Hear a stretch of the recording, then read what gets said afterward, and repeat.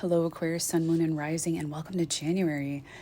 On January 11th, the nodes of fate will shift after a year and a half from your Aries third house of day-to-day thoughts, local neighborhood, cousins, siblings, childhood friends, social media, elementary education, contracts and writing, marketing, self-made wealth, small business, vehicles, local travel within your community, or by car to another state, for example.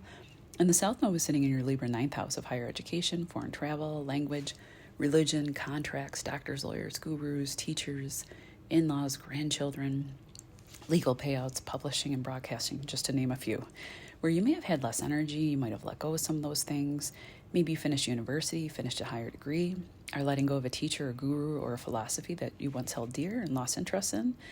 Maybe you were traveling abroad less and more focused on your immediate environment and local neighborhood. You also might have taken the learnings from a teacher or a guru, and are now starting to teach or become that guru yourself, maybe in your local neighborhood, maybe online, because third house, even though we think of the internet more like 11th house, but you are Aquarius, you kind of carry that 11th house vibe with you, and the third house does have to do with communication and the internet, so there's that. The shift now goes to the Pisces-Virgo axis, your second and eighth houses, which are not only money houses, but also very intimate houses. They're traditionally ruled by Taurus, second house, and Scorpio, the eighth, as well. And these will stay with you until July 26, 2026. The energy for the shift started to occur with the lunar Pisces eclipse in September, and I drew a tarot card for you for that eclipse and described it in detail. And we'll link the video for you in the description box down below, as well as any important dates that I list in this video. So don't, stress about trying to jot those down. Just listen, and you can, click on the more box or check the details, and they'll be listed there. The head of the dragon, Rahu, will be in Pisces, your second house of earned income and bank accounts, your face, diet, what you eat, what you value, your immediate family, land and property, fine wine, fine food, luxury goods, cows, cattle, farmland falls here. This is the house that Taurus naturally rules. Taurus is ruled by Venus and is a sensual, earthy sign. Wherever Rahu, aka the North Node, goes, there is a massive drive and focus, and where the South Node sits, there is a letting go. One thing I like to point out is that K2, or the South Node, it does not block. That's Saturn's job. K2 is the tail of the dragon. It just kind of sweeps away old karmic stories. It's the node of the past lives, and the head of the dragon is Rahu. It's an all-consuming, hungry mouth that wants to devour whatever is in the house that it's sitting in. And it is fated here with the North Node, but it's also unfamiliar territory and can seem a little bit scary to you at first. You may be driven to expand in property, buy foreign property, to accumulate more wealth and luxury items and possessions.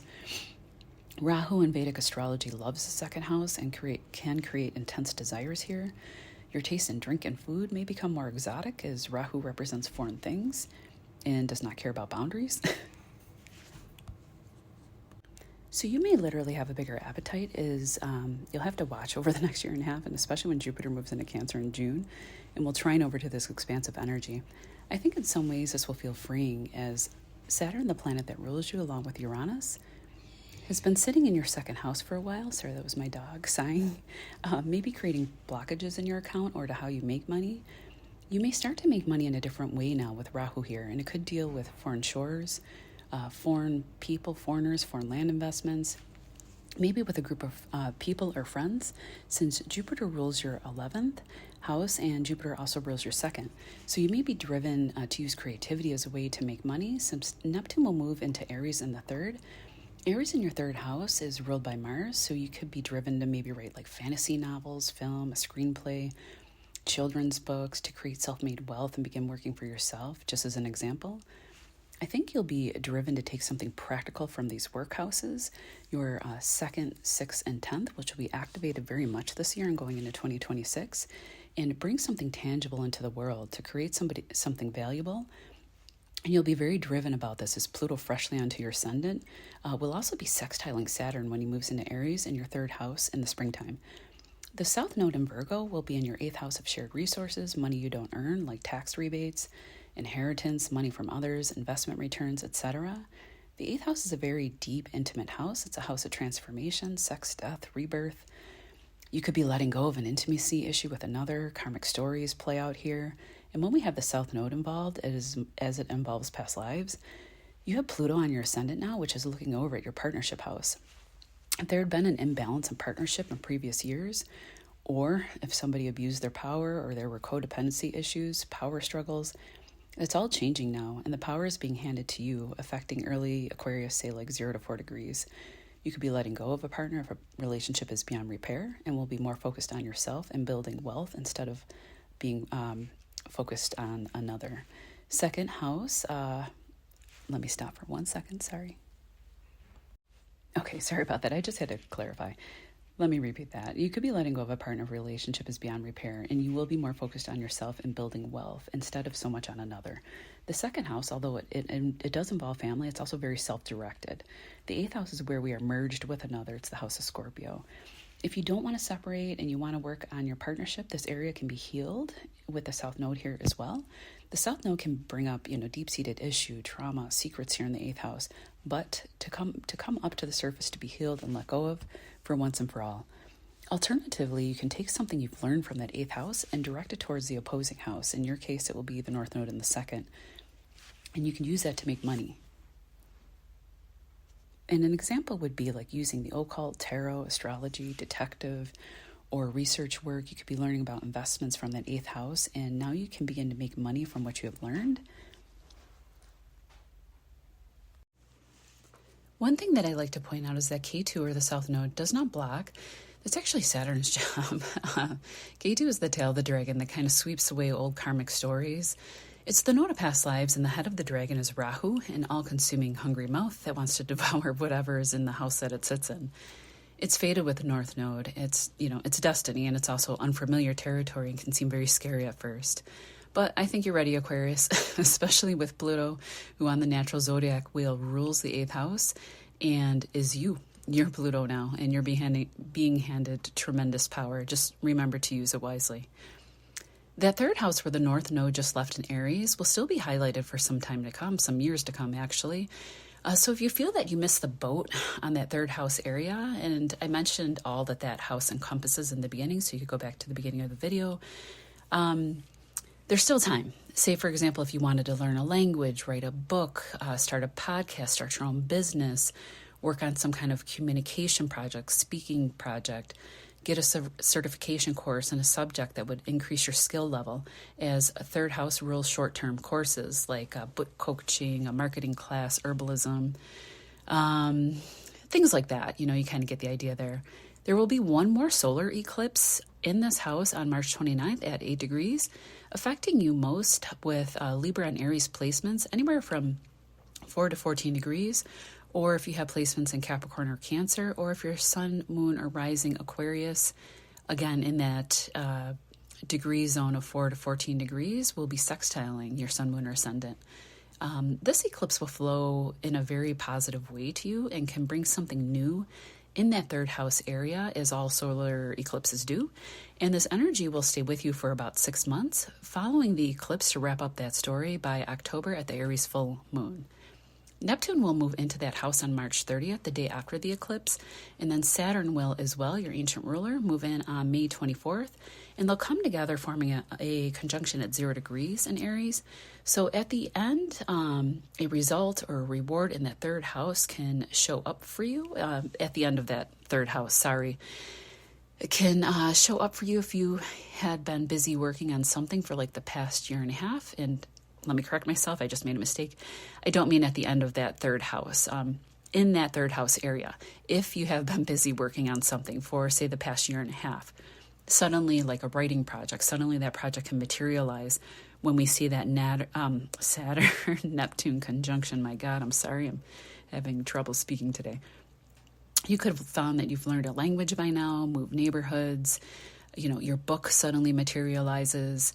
If none of this has happened, know that you still have the time to find the flaws in your plan. If there are any, Saturn will expose these and put a better structure into place to accomplish those goals, as both Saturn and Neptune will retrograde back into your second house in Pisces before moving forward again into Aries and forming this conjunction again at 0 degrees in Aries. The 0 degree represents the Fool card in the tarot, and the Fool represents hope, new beginnings, and faith in the unknown. I think that's very fitting, Aquarius, as you are the sign of hope. Maybe you've been busy writing or developing some kind of spiritual practice or message, book, podcast, etc., and can bring it out into the open by that conjunction, which will be February 20th. This will be the second one, February 20th, 2026. If not by the spring, conjunction around May 24th, 25th, this spring. But I really like the move of Neptune and Saturn into Aries for you, is it will sextile your sun, moon, or ascendant, and it will be much better for you than it will be for some of the other signs. I also don't think that Saturn and Neptune combined is a bad thing. I rather like it because if we just focus on Neptune and Neptune sits alone, a lot of times our biggest dreams and fantasies and wishes kind of stay in that ethereal realm in a nebulous house without coming into tangible reality. But Saturn, being the very earthy sign that it is, can help materialize these things. But always remember, there's work to be done in order to bring this vision or dream or creation to fruition. There will also be a North Node Saturn conjunction this spring, earlier spring. This will happen in Pisces in your second house, starting at the end of March. It will come exact April 18th through the 22nd and can be felt until the end of May.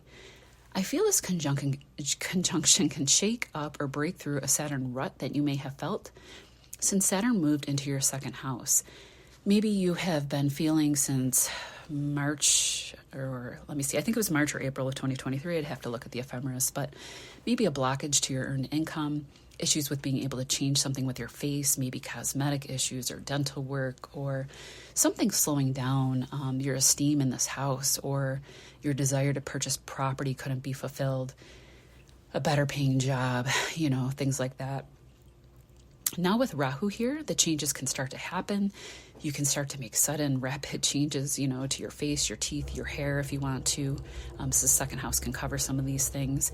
Increase your self-esteem. You can start finding earning potentials through creative means, through film, fantasy, oceans, especially since Jupiter will move into Cancer, a sign that can do its best work as it is exalted in Cancer in that sixth house of health and work until it moves in on this June and will stay until next June 2026. And Jupiter will trine Saturn and Neptune in that second house, helping expand and grow that area or wherever you are investing in that realm. It also relates to immediate family, so there can be improvements and growth there as well. It will also expand work opportunities for the coming year and going into 2026.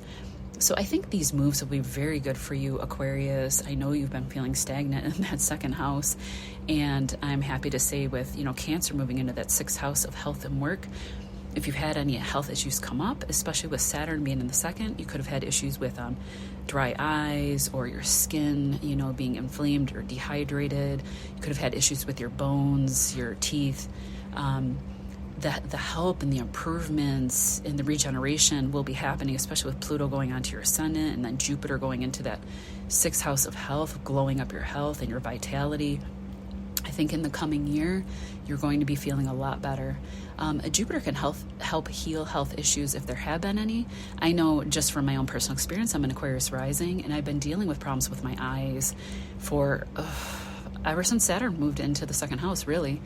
And the second house can rule the head and the eyes, and Saturn dries and dehydrates wherever he goes. I'm hoping I can get somewhere with that by the summer and possibly find a healer, but I think I already have.